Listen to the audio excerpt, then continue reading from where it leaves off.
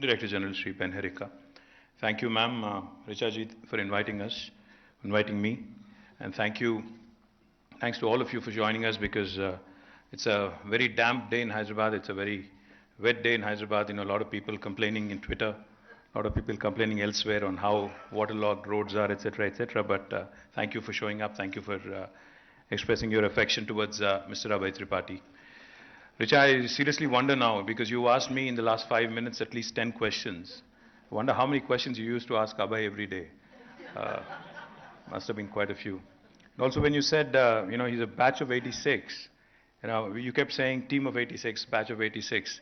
I remember, that movie, 83, right, the World Cup. So this is sort of, giving me a bit of sort of a reminder that there are batches in IAS officers, they flock together, they do well. So compliments to all of you, sir. Mr. Tiwari, Mr. Narsingh Rao, to everybody else, Samshura Garu and Satish Chandraji, to Mr. Tripathi and everybody else who's part of the batch. Glad you also asked all the right questions, but I wish you had said our city and our state as opposed to saying your city and your state. Because I would like to believe that this city belongs to all of us, not any one in particular. So therefore, I think once you've made this your home, because what is a migrant? Who is a migrant, for that matter? I mean, my father has migrated from Siddipet to Hyderabad. Mr. Tripathi has migrated probably from the northern part of India, from Uttar Pradesh, or I'm guessing Ujjain, Madhya Pradesh, Ranchi, so northern part of India.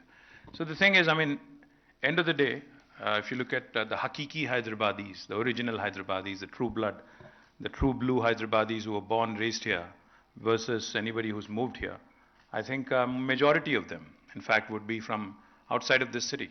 Somebody could be from 50 kilometers away, somebody could be from 1,000 kilometers away, but essentially it's a city full of migrants. And if you look at any developed world, any part of the developed world, be it the US, be it Europe, be it any part, I think, in fact, just this afternoon, I was browsing, on my phone, on YouTube, an ad popped up inviting people to come work in Germany. An ad in YouTube inviting Indians to come and work in Germany. So the point is, I think immigrants, especially hardworking immigrants with skills, with a lot of, fire in their belly is what make cities great, what make countries great, what makes states great.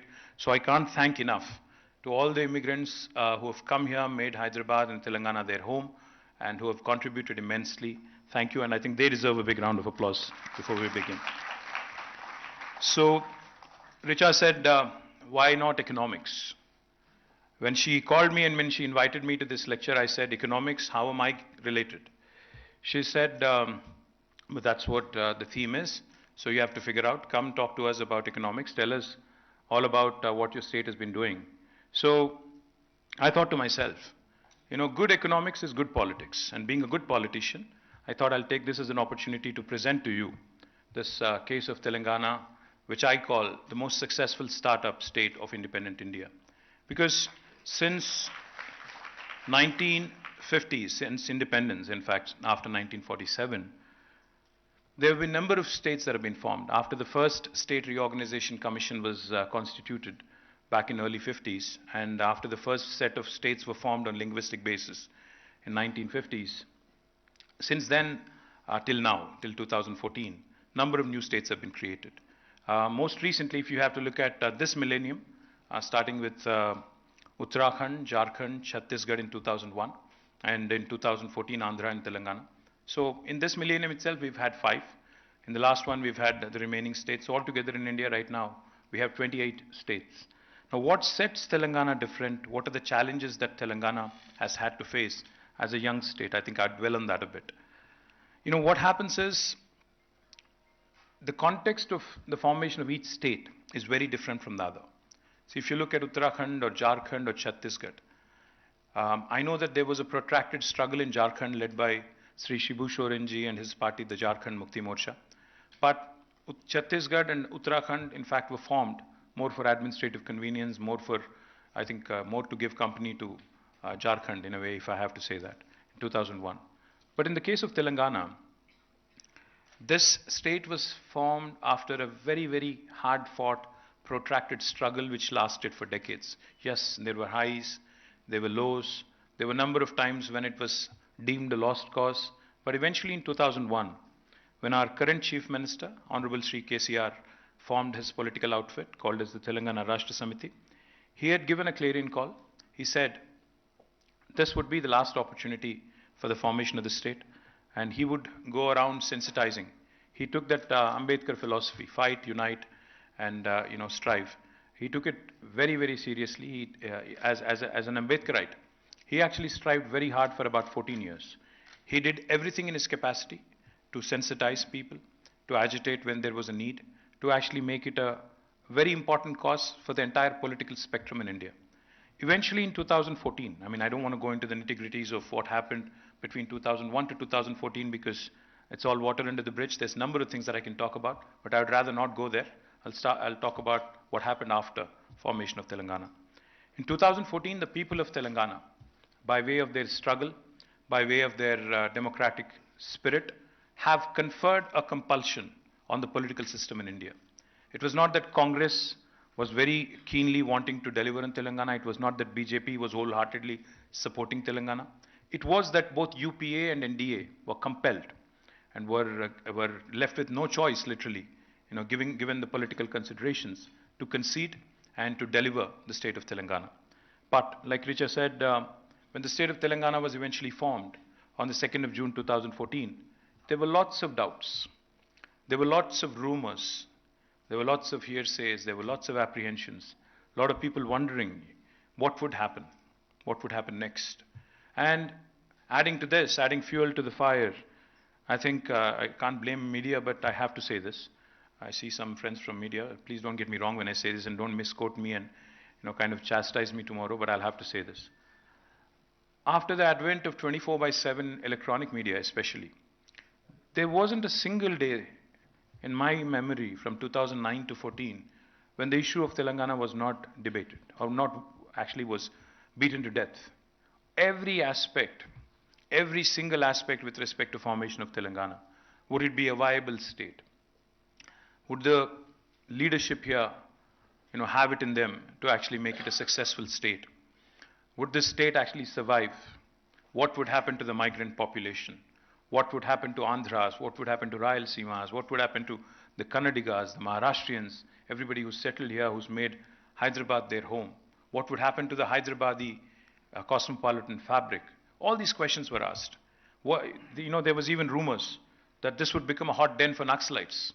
There were even rumors that the feudals would return and Telangana would once again go back to 1950s and 1940s, and it would literally become one of the most backward states in India. These were all the things that were floated, all the theories, all the nonsense that was said about Telangana. Today I stand here proudly, representing the state of Telangana, being a responsible minister in the government, and being a responsible citizen of this state. I want to list out to you all the achievements that this state has accomplished. Like I said, we focused on one basic thing. Good economics is good politics. As long as you create wealth, as long as you make sure that the poorest of the poor in the society are taken care of, as long as you ensure that the wealth that gets distributed equitably, without depriving anybody, without any depravity, I think you would have done your job.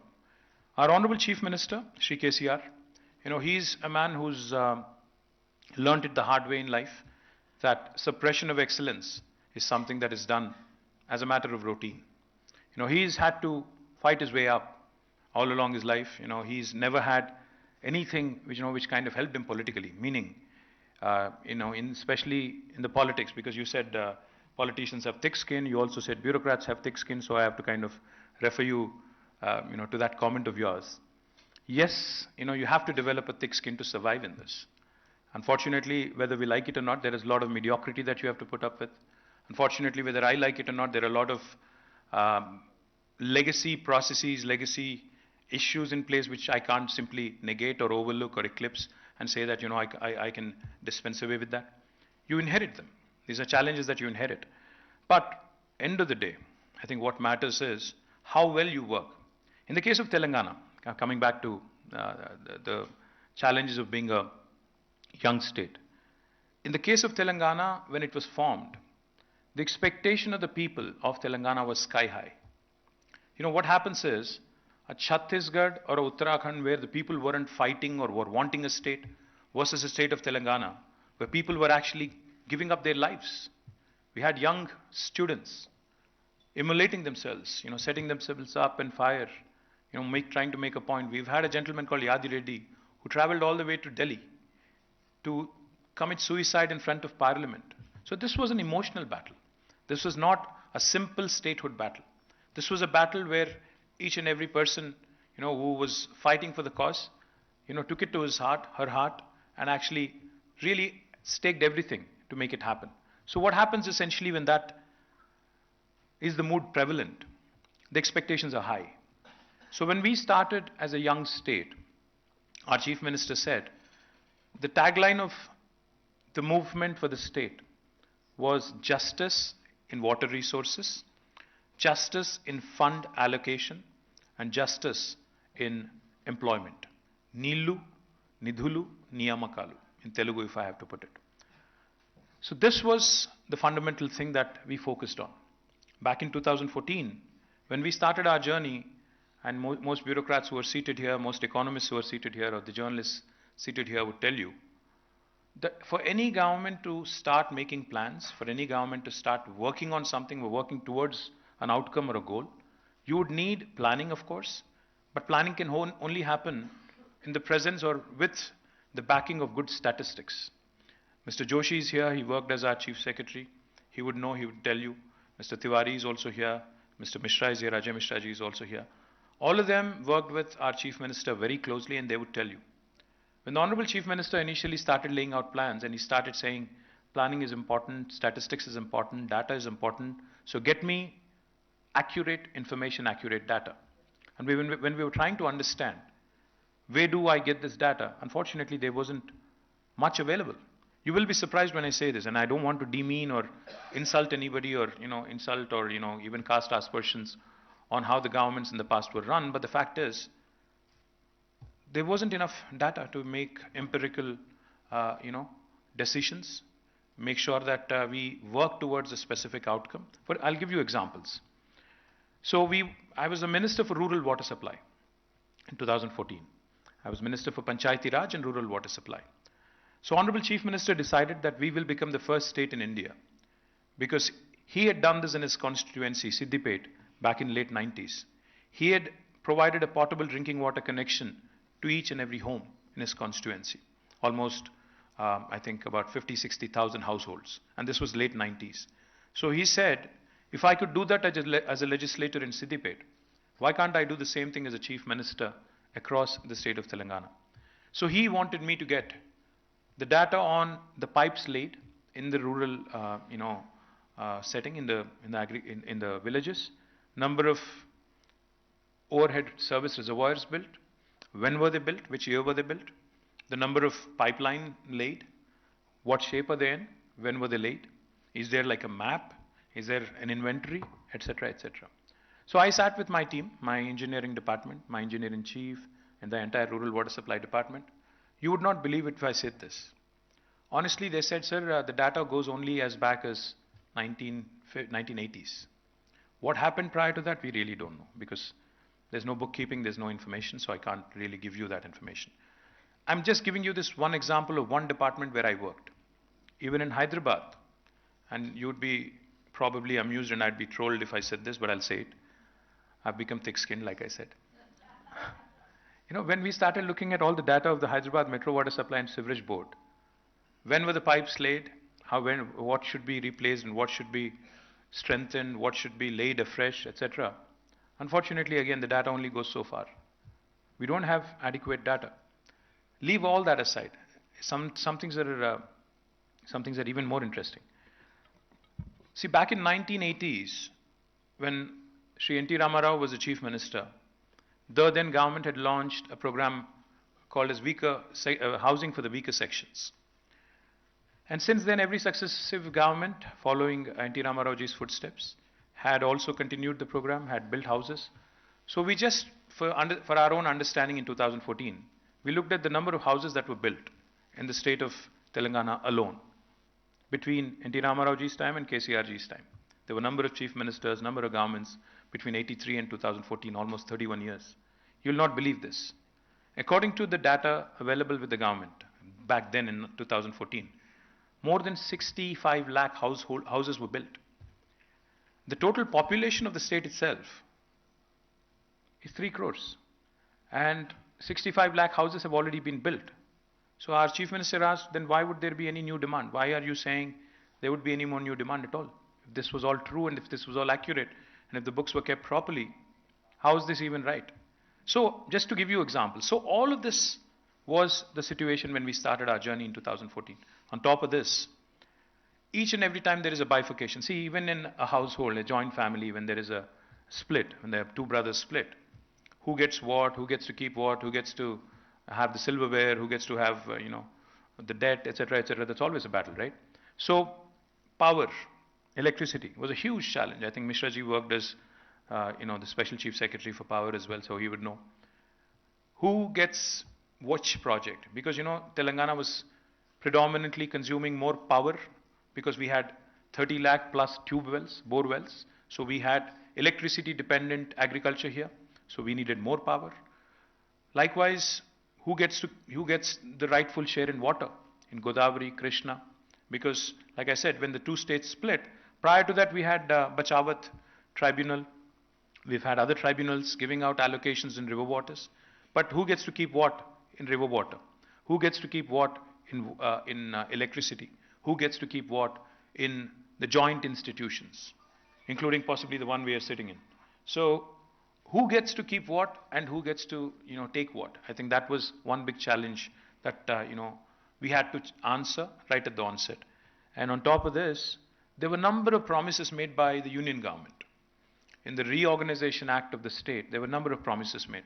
There were promises to kickstart and jumpstart rapid industrialization, so therefore promised special incentives to industries and industrial corridors being set up in both states, Andhra and Telangana. There were promises of a steel factory being set up at Bayaram because there was enough iron ore, quality iron ore through Steel Authority of India. There was also a promise to set up a locomotive coach factory in Kajipet. There was a promise to make one of our projects, irrigation projects, a national project. There were several other promises that were also made as part of the State Reorganization Act. So the lack of data, the lack of clarity, the fight that goes on with respect to who gets what in terms of water, in terms of power, in terms of other resources, and more importantly, a very inimical, I'm not even saying a non-cooperative, uncooperative union government, but a very inimical, extremely negative union government, which does not believe in the spirit of federalism. They talk about Team India, cooperative federalism, but it's all lip service. They don't really believe in any of that. They'd want the hegemony of union government to continue. They'd want states to be at their mercy. They'd want to basically dominate you in every which way. That's the attitude. So this is the context of when we started our journey. So what did we do so far in 9 years? What did we accomplish? Since this is economics and since this is Abhay Tripathi Memorial Lecture, and Mr. Tripathi, I've learned, was a man of numbers and who worked on taxation, was brought in a number of reforms in the way the tax department used to work. So let me share with you a few numbers. Back in 2014, when we started our journey, our state's per capita was 1,12,000 rupees. But as of March 31st this year, in 2023, our state has the highest per capita in the country. It's 3,17,000. So starting from 112 to 317. The gross state domestic product of the state of Telangana back in 2014 was 5,05,000 crore. Now, as of March 31st this year, it is 13.27 lakh crore. Highest growth for any state in India. Likewise, I can give you a number of other sectors, but what's more important? How did you achieve this? How did this happen? Why are other states not doing it, etc., etc., are the typical questions that we keep running into. We stuck to the fundamentals. We focused on getting our basics right. We started our journey as a power deficit state. We had only 8,700 megawatts of installed capacity in the state of Telangana. Today, I'm proud to share with you, we have more than 18,000 megawatts of installed capacity, and it is going to grow up to almost 26,000 megawatts come next year. So we have started our journey as a power deficit state, but today we are a proud power surplus state, and eventually will be supplying power to other deficit states in days to come, years to come. Not only power, water. There is no other state in India which has done the kind of work that Telangana has done in water. Now, water, as we all know, is the elixir of life. It empowers everybody, irrespective of who you are. Today, why do we not find any habitation on Mars? Lack of water. Had there been water, I'm sure there would be real estate guys selling plots on Mars and Moon as well. I'm serious. I'm sure there are some people who are already doing that, because Telugus are now dominating Texas as well. I just came off a meeting from a guy from Texas. He was telling me that in Dallas we have 900 Indian restaurants, and Telugus are literally ruling the roost, and we are doing real estate all over Texas as well. Water is the elixir of life. It really is what survives humanity. It really is what helps a city grow, a state grow, and a nation grow. So we have taken it very seriously to ensure that every trickle, every drop of water that is rightfully allocated to Telangana gets utilized properly and judiciously. So we have not only ensured that the 46,000 lakes and tanks in Telangana are given the much needed fillip through Mission Kakatiya. We have strengthened these lakes, tanks. We have done it in a mission mode and ensured that every drop of water that trickles in benefits not only that village, but the entire groundwater table around in the surrounding habitations as well. We also have ensured that not just these small resources, but also the large resources that we need, because River Godavari and Krishna run at a much lower, contour compared to the entire state of Telangana. Hyderabad as a city is at 535 meters above sea level. The highest mount in Telangana is at 650 meters, whereas Godavari runs at about 80-90 meters above sea level. So the only way we can actually, use this water and bring this water to our barren fields is by way of lifting them through multiple stages. That's exactly what we have done. People talk about China. People talk about Three Gorges and how well the Chinese work, how quickly they move, how quickly they get things done, etc., etc. But it's unfortunate that not many of us know. And I would appreciate it if you actually Google after you go home, or even now if you want. You can Google and you can just type in the world's largest lift irrigation project. It is in Telangana. The project is called Kaleshwaram, where we lift water from 80 meters above sea level all the way up to 618 meters. Now this project alone provides water for irrigation, water for farmers to about 45 lakh acres. It provides for drinking water needs of Hyderabad. It also has 15% earmarked for industrial consumption. And this is literally a lifeline for the entire northern part of Telangana. Likewise, we have another project ongoing called as Palamuru Rangareddy lift irrigation.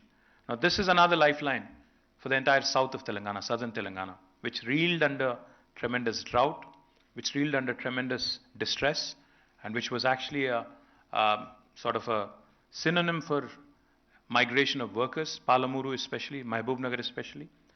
But today with Palamuru Rangareddy lift irrigation, which almost has reached now the final lap, and we are looking to ensure that this project gets completed in the next few months, probably by October.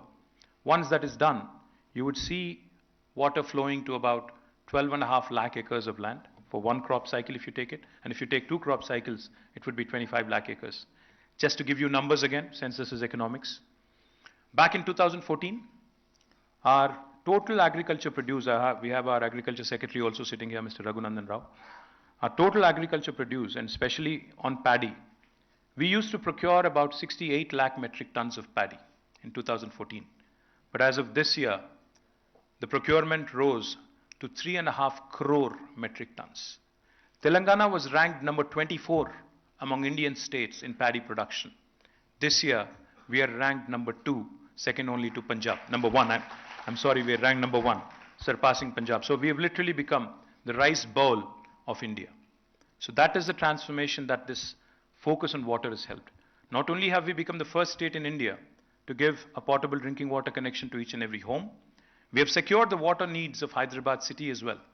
Hyderabad drinking water needs have been taken care of till the year 2052 by way of bringing water from Krishna and Godavari. Of course, The dream is to improve. The dream is to come from alternate day supply to every day and ensure that eventually we get to a stage, where like the first world where you get 24/7 water as well. That's the dream. So water has been a very, very important subject, and we've done some amazing things, and we've inspired the nation. Today, after Telangana has completed Mission Bhagirath, Government of India has woken up after several years and has started a new project called as Har Ghar Jal, Jal Jeevan Mission, which is good because, we need to learn from each other. And now they've also embarked on this mission. Gujarat, I'm told, is also there. Goa, I'm told, also has completed 100%. Very proud. As an Indian, as a fellow Indian, as a citizen, I think nothing makes me more proud. Because I remember there was a time when I was a student, there was a saying. People used to say, what Bengal does today, India does tomorrow. Today I can stand here proudly and say what Telangana does today, India does tomorrow. And that is what has been the hallmark of this government. Not only in water. We have done exceptionally well in making sure that even fiscal prudence has been taken into account. A lot of people accuse us of a lot of things. But I can tell you with a lot of confidence, the way we have leveraged the economy, the way the GSDP kept growing, the way the per capita kept growing, has given us scope to raise debt. Has given us scope to raise debt and invest in infrastructure. A lot of people, make a hue and cry, especially the opposition in my state. Every day they keep making a point, or trying to keep making a point, that you've made the state a debt-ridden state. Let me tell you a quick example. There was a time, I am 47, Richa called me young, but I'm not young at all. In fact, I'm going through a midlife crisis as we speak. There was a time in my prior generation, or in my father's generation, so if I have to put it more succinctly, where the thinking used to be, even if you're a bureaucrat, the thinking used to be, by the time I retire from my service, I should be able to have a house in Prashasan Nagar or wherever you can afford, and maybe build a house. And by the time I retire, I move from a government bungalow, government quarter, I go to, go and retire into a house of my own. That was the thinking. But take a step back and think for a minute. That was the thinking of the prior generation, where people used to be hesitant even to raise a debt. But today, a young guy or a young girl gets a new job in the IT sector here in Hyderabad or Bangalore. What is the first thing they do?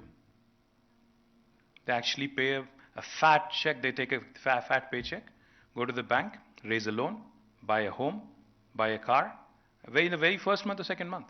So what changed? What changed is this thinking of the typical Indian thinking that there was, say, a few decades ago, that we have to save pie by pie, पैसा पैसा जोड़ के, ultimately एक घर खरीदना है. तेलुगु में एक कहावत है, क्योंकि ज़्यादातर लोग यहाँ तेलुगु समझते हैं इसलिए बोल रहा हूँ. इल्लू कट्टी चूड़ू पेल्ली चेसी चूड़ू. मतलब ये हुआ कि घर बना के देखो, शादी करके देखो. दोनों भी बहुत जिंदगी में बहुत मतलब टफ चैलेंजेस है. ये कहावत थी, इसीलिए कहावत वहाँ से आई. सवाल ये था कि किसी आदमी को अगर अपना मकान बनाना था, एक घर बनाना था, क्यों उसको मतलब 50 साल पैसा एक एक पैसा जोड़ के बनाना होता था? क्योंकि हमारी माइंडसेट, हमारी कल्चर ऐसी थी, कंडीशनिंग ऐसी थी कि भाई कुछ भी करो बट कर्ज मत उठाओ, कुछ भी करो, जिंदगी में किसी के आभारी नहीं रहना है, कुछ भी करो, बचपन से सिखाया जाता है. But the fact is, if you look at most developed countries in the world, who do we think are the most developed countries in the world? The United States, Germany, Japan. The top three economies are US, China, and Japan. Just look at US. Their debt GDP ratio is 116%. The debt GDP ratio of Japan is more than 200%. The debt GDP ratio of India as a country is 59%. The debt GDP ratio of Telangana is 25%. My point is, if you look at 28 states in India and rank them on a debt GSDP ranking, we are ranked in the top, bottom 5. Ranked in the bottom 5. If you ask me, we haven't leveraged our economy enough. What matters is you raise a debt, but where do you invest it? If you raise a debt and invest into ramping up your power infrastructure, moving from a power deficit state to a power sufficient or power surplus state, would that be a wrong investment? Would that not attract more industry? Would that not attract more and more investment? Would that not create more wealth? If you actually invest, if you raise a debt and invest in drinking water needs of the state, are you not cutting down on the out-of-pocket expenditure for health? Are you not cutting down on all the typical, news that you would, see in a winter season or a rainy season, at the onset of a monsoon? In Telugu, every newspaper used to write, I remember as a kid, Mansam Pattina Manyam, agencylo anturogalu, matlab infectious diseases, waterborne diseases, which were rampant in the agency areas and tribes and even the habitations, in rural habitations. Just with one project called Mission Bhagirath, where we invested 40,000 plus crores, today we've been able to take care of all of that healthcare concerns. We've been able to cut down out-of-pocket expenditure for our people, and we've done a magnificent job of becoming truly an aspirational state for the rest of India. Likewise, when we took a project loan and have committed and invested in a project like Kaleshwaram, which, as Richa said, has created wealth outside of Hyderabad, because she was pointing out this lopsided development or lopsided focus on Hyderabad, does it help in the long run? No, it doesn't. Of course you have to decentralize. Of course you have to industrialize in other pockets. Of course you have to focus on rural livelihoods. Of course you have to create avenues to create wealth outside of Hyderabad. Unless you do that, people are going to migrate, people are going to urbanize, people are going to suburbanize. That is a fact. So what have we done with that money that we have raised as a debt? Where did we invest? We have invested in power, infrastructure, not power for us, but power infrastructure. We have invested in drinking water infrastructure. We have invested in infrastructure for irrigation. We have invested in industrial infrastructure. After having invested in these rural areas, let me give you an example of what we've accomplished. If somebody was to ask me today, what is the Telangana model? If you have to define in one sentence, I will tell you. Telangana model is unique, it's holistic, it's integrated, it's inclusive, it's balanced. In Telugu, if I have to put it, Samagra, Samikrita, Sammilita, Samatulya Abhiruddhi, Telangana sadhinchindi. Yatla antara, if you ask me, what do you mean, are these all fancy fluff words? Can you back it up? I'll tell you how. I just told you that our agri exports have risen. Our agri expansion has happened by more than 119%. 68 lakh metric tons to 3.5 crore metric tons of production of paddy and procurement. That has happened on one side in the rural areas. On the other side in Hyderabad, our IT exports were 56,000 crore. And as of this year, it is 2.41 lakh crore. The number of people working in technology in Hyderabad was 323,000, 3,23,000. As of this year, it's 9,05,000. We have quadrupled our IT exports. We have also done exceedingly well on agri exports and agri expansion. That's a balanced model. We are less than 3% of India in terms of population. We are only 2.5% of India, in fact, if I have to be precise. But we win 30% of the awards when it comes to National Panchayati Awards or National Municipality Awards. Is that not proof enough that urban development and rural development are going hand in hand in a very unique way in Telangana? Also, let me add, industrialization has been rampant, as Richa mentioned. We've been able to attract marquee investments through TSI Pass and a number of things that we do. But not only has industry grown, environment has not suffered. Typically, all around the world, you would see industry growing and therefore, as a consequence, environment suffering. That has not happened in Telangana. Industry has been growing rapidly, but environmental consciousness of the leader of the state, of our chief minister, is laudable because under his leadership, today, we are the state which has grown the maximum in terms of green cover, 7.7%. 5,13,000 acres of new forest has been created in the state of Telangana, unlike any other state in India. So this is the balanced model I'm talking about. And this is the inclusive society. We have not discriminated anybody. It could be a migrant, it could be a person from rural background or an urban background, or no matter where they are from, which part of India they are from, or which part of the world they are from. They've all been made to welcome. I keep saying this and I can't say it enough. Those of you who cover me are probably tired of hearing this, but nevertheless let me say it. I tell all the investors that I meet, that Hyderabad is that melting pot. Because you mentioned migrants, Richa. Hyderabad is that melting pot. Hyderabad is that point of confluence where the north of India meets the south of India. जब कोई हैदराबाद में एक बिहार से या उत्तर प्रदेश से कोई आदमी आता है, उसको ऐसा नहीं लगता है कि कोई और किसी और के घर आए. आपको ये लगेगा चेन्नई में, कोई चेन्नई वाले हैं तो गाली मत दो. पर थोड़ा चेन्नई में थोड़ा आपको महसूस होगा. विजयवाड़ा में भी होगा, सवांग साहब यहाँ पे हैं, उनको पता है. विजयवाड़ा में भी होगा थोड़ा, but यहाँ पे नहीं होगा. Because everybody feels at home. In fact, growing up, I remember Hyderabad was one unique place where when two strangers met, we used to start off in Hindi. अभी तो ज़्यादा तेलुगु हो गया, बट इससे पहले पूरा हिंदी चलता था, क्योंकि दो स्ट्रेंजर अगर अजनबी मिलते थे, तो हमारी बात शुरुआत होती थी हिंदी में या उर्दू में, Deccani Urdu, which we are very well known for. Let me also tell you, it is not just a place where North of India meets the South of India. It is also a place where opportunity meets talent.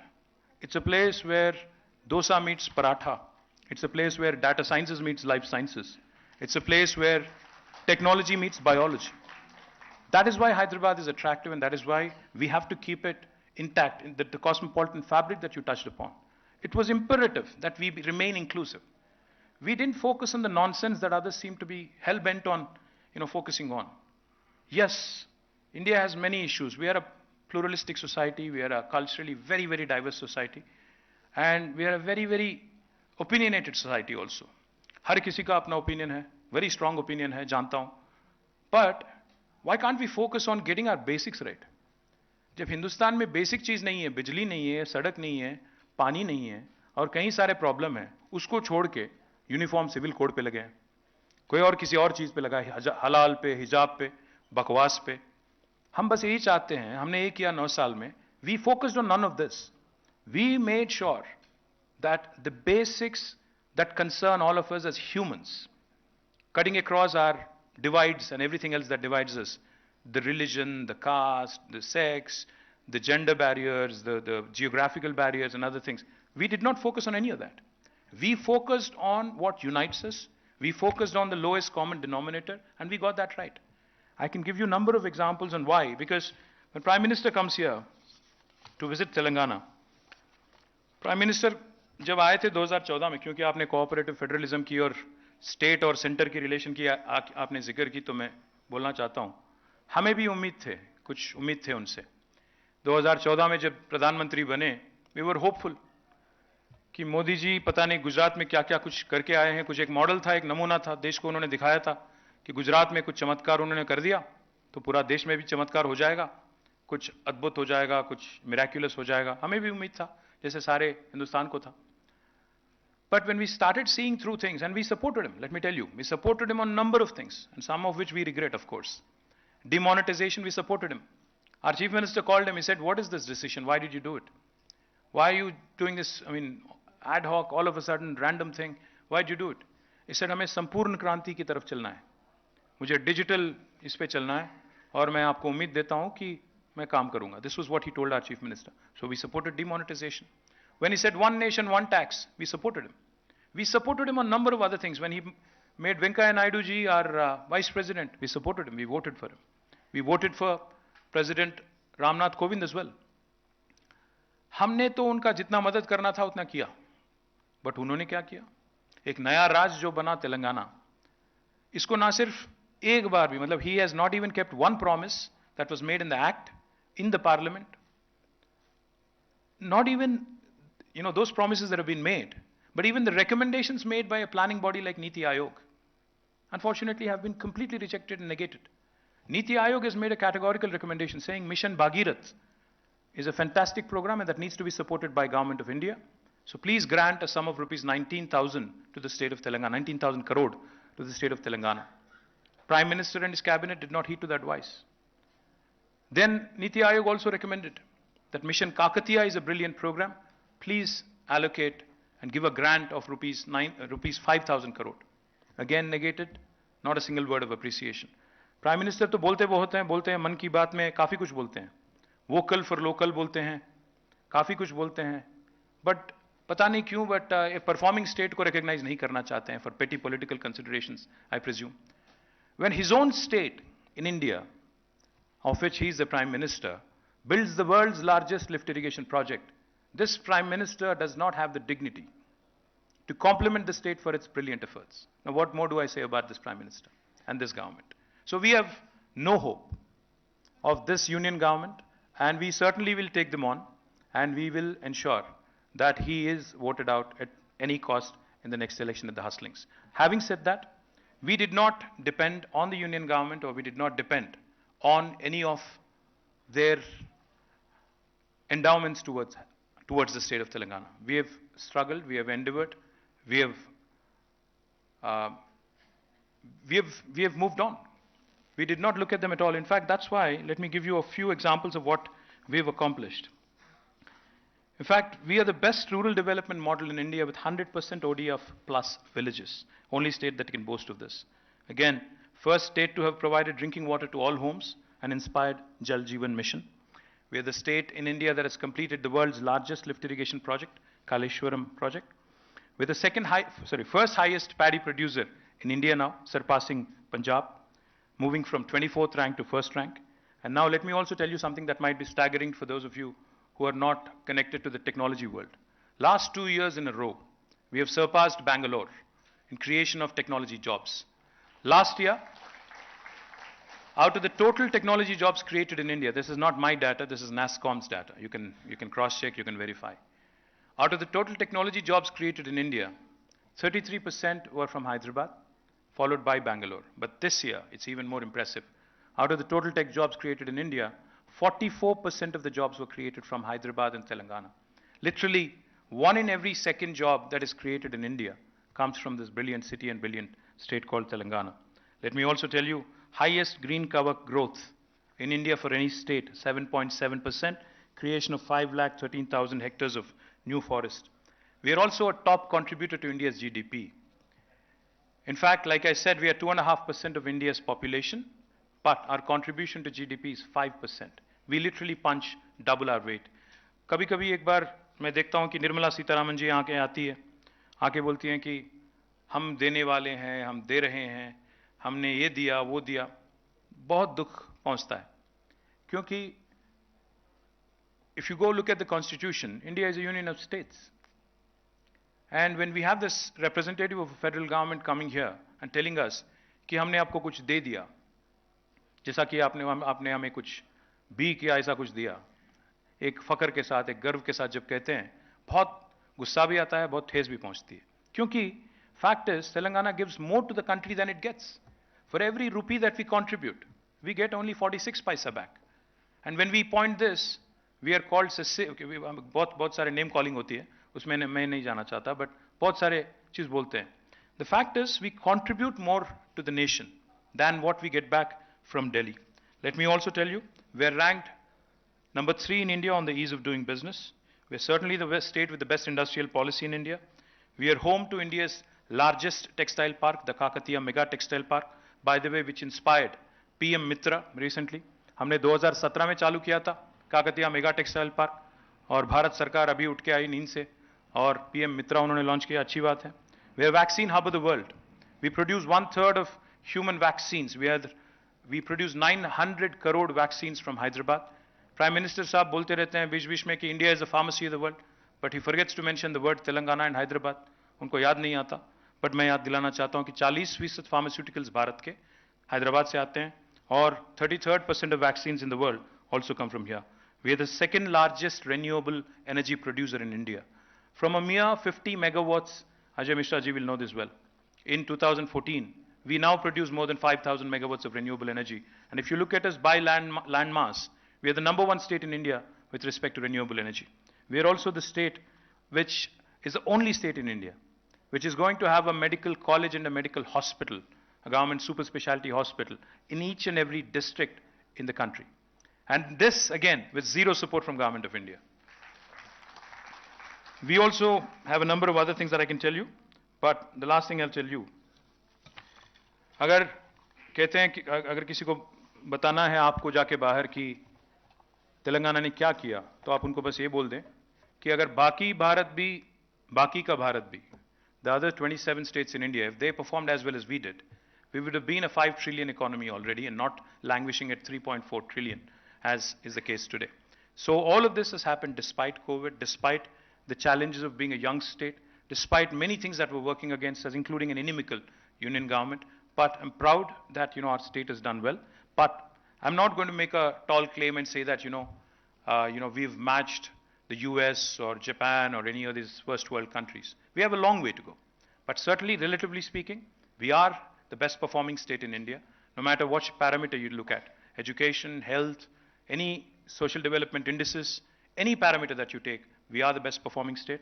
And I'm a proud partner in the growth story of this state. And I hope and I pray that the lecture that is being organized today in memory of Sri Abhay Tripathi, and for all of those who have attended here, I hope this was informative. I hope this was a few things for you to pick up and probably spread the good word. Thank you. Jai Telangana.